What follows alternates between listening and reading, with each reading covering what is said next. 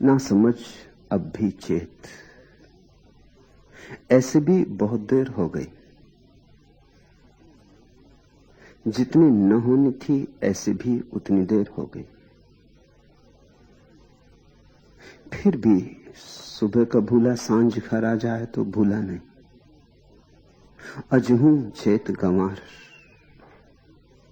अब भी जाग, अब भी होश को संभाल। ये प्यारे पद एक अपूर्व संत के हैं। डुबकी मारी तो बहुत हीरे तुम खोज पाओगे।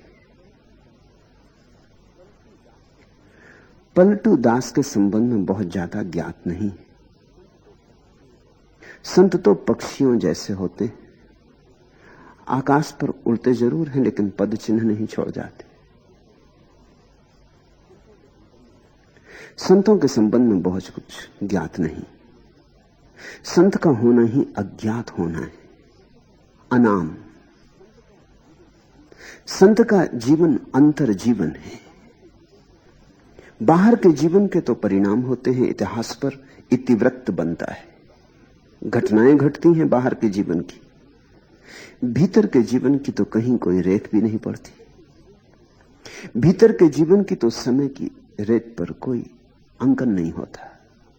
भीतर का जीवन तो शाश्वत सनातन समयातीत जीवन है। जो भीतर जीते हैं उन्हें तो वे ही पहचान पाएंगे जो भीतर जाएंगे। इसलिए सिकंदरों, हिटलरों, चंगेज और नादिर शाह, इनका तो पूरा इतिवृत्त मिल जाएगा, इनका तो पूरा इतिहास मिल जाएगा। इनके भीतर का तो कोई जीवन होता नहीं। बाहर ही बाहर का जीवन होता है, सभी को दिखाई पड़ता है। राजनीतिक का जीवन बाहर का जीवन होता है, धार्मिक का जीवन भीतर का जीवन होता है। उतनी गहरी आंखें तो बहुत कम लोगों के पास होती हैं कि उसे देखें। वो तो अदृश्य और सूक्ष्म है। अगर बाहर का हम हिसाब रखें तो संतों ने कुछ भी नहीं किया, तो सारा काम असंतों ने ही किया है दुनिया में। असल में कृत्य ही असंत से निकलता है। संत के पास तो कोई कृत्य नहीं होता। संत का तो कर्ता ही नहीं होता, तो कृत्य कैसे होगा? संत तो परमात्मा में जीता है। संत तो अपने को मिटा के जीता है, आपा मेट कर जीता है। संत को पता ही नहीं होता कि उसने कुछ किया, कि उससे कुछ हुआ, कि उससे कुछ हो सकता है। संत होता ही नहीं। तो न तो संत के कृत्य की कोई छाया पड़ती और न संत के कर्ता का कोई भाव कहीं इस निशान छोड़ जाता। पलटू दास बिल्कुल ही अज्ञात संत थे। इनके संबंध में बड़ी थोड़ी सी बातें ज्ञात हैं, उंगलियों पर गिनी जा सके। एक, उनके ही वचनों से पता चलता है गुरु के नाम का। गोविंद उनके गुरु थे। गोविंद संत भीखा के शिष्य थे, एक परम संत के शिष्य थे, और गोविंद उनके गुरु थे। संतों ने अपने बाबत चाहे कुछ भी ना कहा हो, लेकिन गुरु का स्मरण किया है, जरूर किया है। अपने को तो मिटा डाला है, लेकिन गुरु में हो गए।